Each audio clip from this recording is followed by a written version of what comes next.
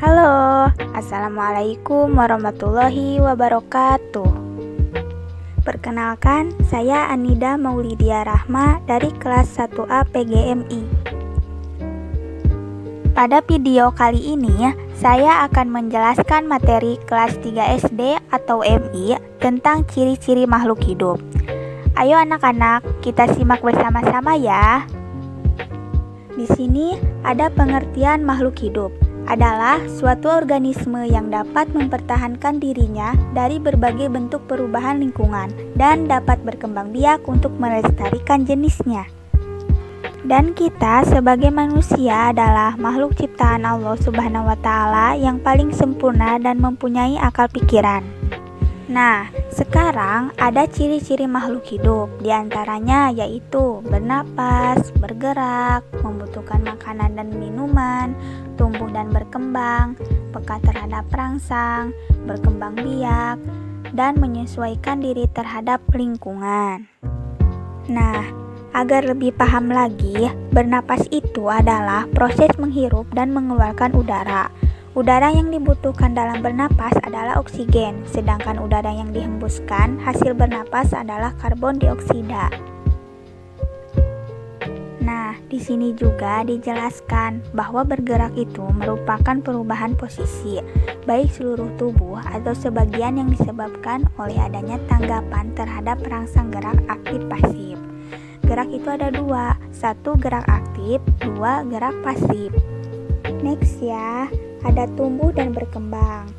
Kita sebagai manusia itu akan tumbuh dan berkembang. Contohnya, pada manusia itu apa?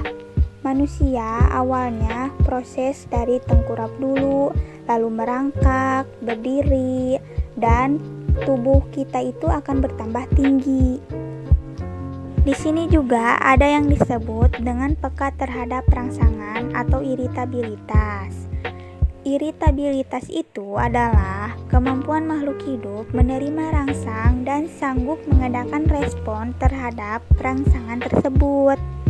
Agar anak-anak lebih tahu lagi apa itu adaptasi, yang dinamakan adaptasi itu adalah kemampuan makhluk hidup untuk menyesuaikan diri terhadap lingkungan dan untuk mempertahankan diri. Adaptasi itu tergolong menjadi 3, yaitu yang pertama adaptasi morfologi, dan kedua adaptasi fisiologi, dan ketiga itu adaptasi tingkah laku. Nah, harus diingat-ingat lagi ya oleh kalian bahwa jenis-jenis makhluk hidup itu ada 3.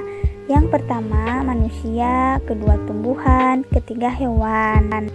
Di sini pula ada contoh pertumbuhan makhluk hidup pada hewan, seperti pada ayam. Yang pertama itu telur, kemudian embrio, telur menetas, anak ayam, hingga ayam dewasa. Di sini juga terdapat contoh pertumbuhan makhluk hidup pada manusia. Di sini bisa kita lihat ada gambar balita, setelah fase balita, kemudian fase anak-anak, kemudian fase remaja, kemudian fase dewasa, dan yang terakhir itu adalah fase lanjut usia. Oke, alhamdulillahirobbil alamin. Itu yang saya dapat sampaikan kepada kalian. Terima kasih juga telah menyimak video pembelajaran saya, semoga bermanfaat. Wabillahi taufiq wal hidayah. Wassalamualaikum warahmatullahi wabarakatuh.